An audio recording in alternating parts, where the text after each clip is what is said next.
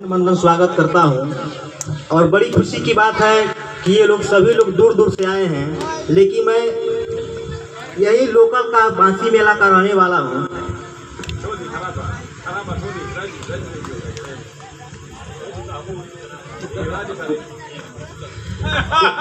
क्या बात है।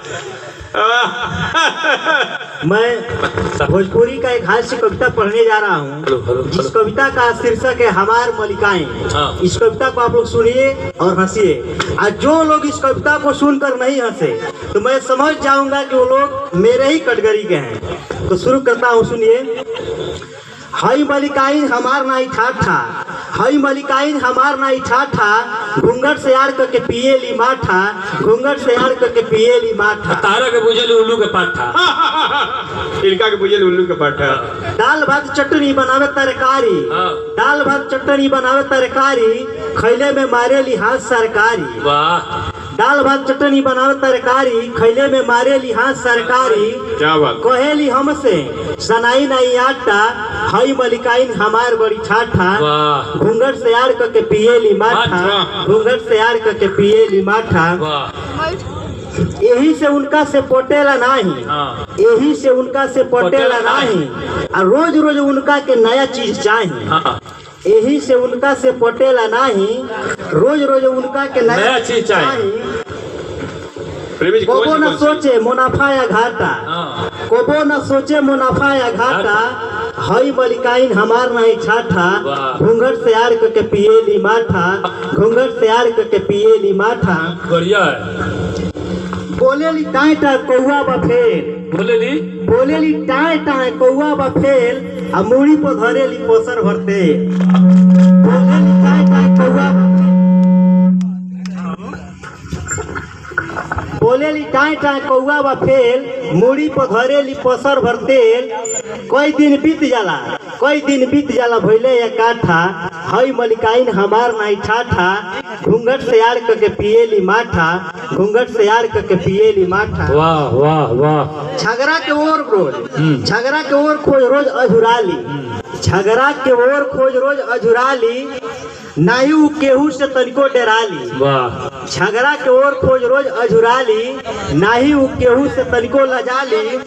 हम भनी दू बार ऊ हट्ठा काठा, हई मलिकाइन हमार नहीं ठाठा, घूंघट से आड़ करके पिए ली माठा, घूंघट से आड़ करके पिए ली माठा। घरे से नहीं तो बात जाई फाठा। जब कुछ मांगी तो खूब खूब गुरियाली, जब कुछ मांगी तो खूब गरमाली, जब कुछ मांगी तो खूब गुरनाली, हम बनी मुँह सु बिलारे बुझाली। ठीक बा। जब कुछ कही तो खूब गुरनाली, हम बनी मुँह सु बिलारे बुझाली। पावेली पलखत तुम्हारे झपाटा, हई मलिकाइन हमार नहीं ठट्ठा, घूंघट से आड़ करके पिए ली माठा, घूंघट से आड़ करके पिए ली माठा। वाह वाह वाह वाह। एगो दोहरा दे लगले, दोहरा देबो, दोहरा देबो। मलिकाइन कहला तो बाबूजी सुना दे अपनी। एगो और कविता बा, प्रधान के दलाली। एने लोग प्रधान नहीं होला, हमरा यूपी में लोग होला। प्रधान के दलाली कविता बा। कर प्रधानी या राखो दलाल, कर प्रधानी या राखो दलाल, तो देख भाई प्रधानी के हाल। कर प्रधानी या राखो दलाल, तो देख भाई प्रधानी के हाल। एक बेर जीतल फिर नहीं जीती, एक बेर जीतल फिर नहीं जीती, बिगाड़ी दलाल प्रधाने पर बीती। एक बेर जीतल फिर नहीं जीती, बिगाड़ी दलाल प्रधाने पर बीती। हरदम गलावल चाहिए अपन उदाल, हरदम गलावल चाहिए अपन उदाल, तब देख भाई प्रधानी के हाल, तब देख भाई प्रधानी के हाल। रही गुमाने में मोछा बनई थी, रही गुमाने में मोछा बनई थी, बजरा प्रधाने के हर जगह बैठी। रही गुमाने में मोछा बनई थी, बजरा प्रधाने के हर जगह बैठी। पान कुचुराई ओठ बरी लाल, तब देख भाई प्रधानी के हाल, तब देख भाई प्रधानी के हाल। वाह वाह वाह। बनी उ बड़का पकड़ पकड़ बोली, बनी उ अधिका पकड़ पकड़ बोली, प्रधाने के पोल हर जगह खोली। बनी उ अधिका पकड़ पकड़ बोली, प्रधाने के पोल हर जगह खोली। खाके दलाली फुलौले बगाल, खाके दलाली फुलौले बगाल, तब देख भाई प्रधानी के हाल, तब देख भाई प्रधानी के हाल। वाह, चल जाओ हो पानी, चल जाओ, बहुत बढ़िया कविता सुन लो कर चल। देखी का होला कि जब नल गड़ाला हैंड पंप तो सबसे पहले बालू आवेला, माटी आवेला, कोयला आवेला, राखी आवेला, अंतिम में पानी एगो शुद्ध अंतिम में आवेला। तो पानी तक पहुँचने की पहले भाई मनधाता मनमौजी चूँकि रास्ता में बाड़ा जब आओ जात में हमेशा भेंट होइए जाला, तो इनके कहने पहले इनके उतार दिया पार जरूरी बा। आप सबके पीछे हई सब खड़ा बतल आगे भी आए, जैसे बहने आगे आई सब पूरा भरपूर जगह इतना आगे आई, चचा आ जाए सब बहने आगे आई। ये हमारा धोती वाला आदमी तो कहीं पर सकेला। हाँ लोगों को कुर्सी निवेदन कर लीजिए आप लोग। अरे बड़े लोग हैं असली में देखी कुछ लोग आवेला देखे कुछ ये कर रहे हैं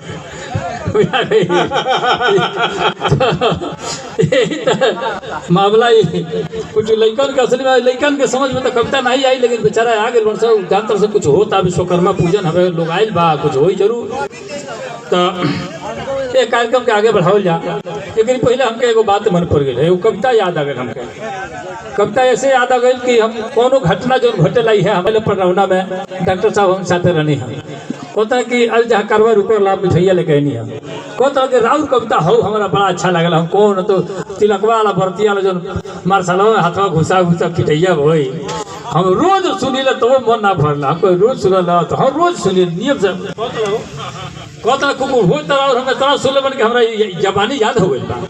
हम कहते बाह रे भाई बहुत बढ़िया सुन ले बड़ा ठीक है बड़ा कुकुर भोज पार्ट 2 हमें वो नया कविता बा। चूँकि विश्वकर्मा जी के पूजन समारोह में, विश्वकर्मा पूजन समारोह में सारा कार्यक्रम आयोजित भइल बा, लगभग सब लोग जुट गइल बा। गीत के खातिर तो भाई संतोष संगम जी के आमंत्रित हम करब, लेकिन विश्वकर्मा जी पर बड़ी बहुत सोच के बहुत खोज के एगो हम कविता लिख रहे बनी। अगर आप सबके एकदम जरूरी बा, आज खातिर एकदम जरूरी इजाजत होगा तो आज के मौजू पर ये कविता चूँकि जल्दी में बा अभी का दिन नेट वोट पर तो नहीं हुई, तो आप सब देखल हो ना आपको शायद, लेकिन मन से सुनल जा। अब हम कहने की सृष्टि के जितना संरचना आप देखत नहीं, इनमें कहीं ना कहीं विश्वकर्मा जी के सहयोग बा। ऐसा ऐसा दुनिया में कुछ चीज बनल जो विश्वकर्मा जी के अलावा केहू बना नहीं सकत रहे।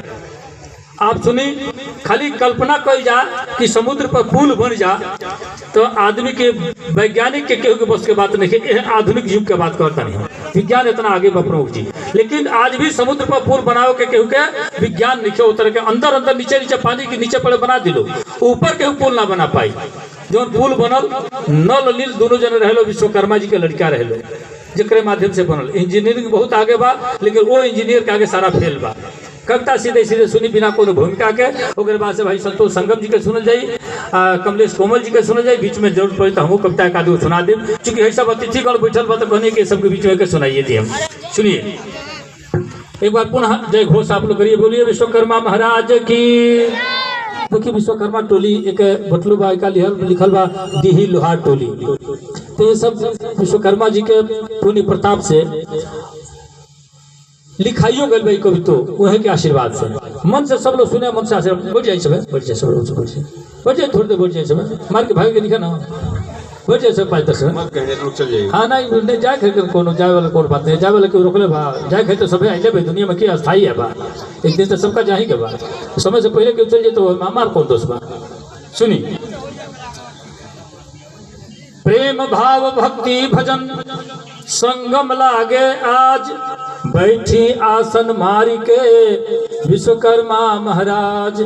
भाई संतोष भाई आप भी सहयोग करिएगा, सुनिएगा कि रउआ देवलोक के शिल्पकार विज्ञानी ये बाबा, रउआ देवलोक के शिल्पकार विज्ञानी ये बाबा, सगरो दुनिया में बाते राउर जजमानी ए बाबा, सगरो दुनिया में बाते राउर जजमानी ए बाबा, कि जन्म के दाता सृष्टि करता परम पिताजी ब्रह्मा, जन्म के दाता सृष्टि करता परम पिताजी ब्रह्मा, कर्म की ऊपर नाम परल बाटे राउर विश्वकर्मा, कर्म की ऊपर नाम परल बाटे राउर विश्वकर्मा, जन्म के दाता सृष्टि करता परम पिताजी ब्रह्मा, कर्म की ऊपर नाम परल बाटे राउर विश्वकर्मा। कैनी दुर्लभ काज अनेक दिहनी बुद्धि ज्ञान विवेक, राउर तीनों लोक से न्यारा बा राजधानी ए बाबा।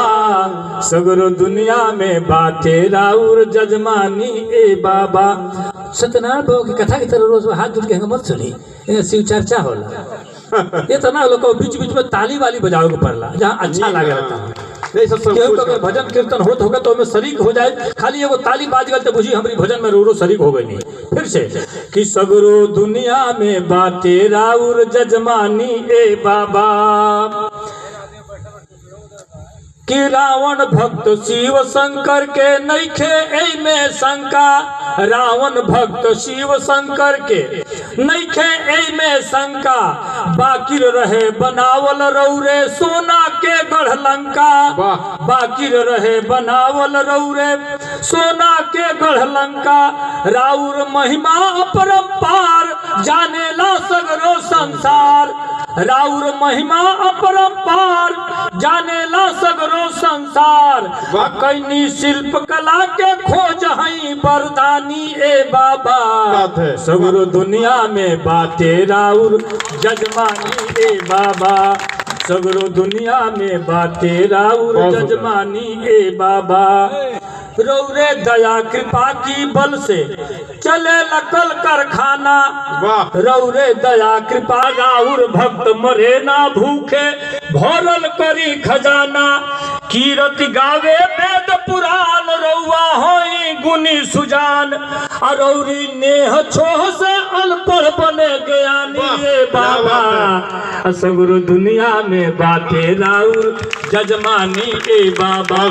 खाली हथौड़ी उठावे को ढंग आ गई, रिंच उठावे को ढंग आ गई। अनपढ़ भाई को छन के पढ़ले लेकिन वो अपना बाल पर पढ़ बने ज्ञानी ए बाबा। सगरो दुनिया में बाटे राउर जजमानी ए बाबा।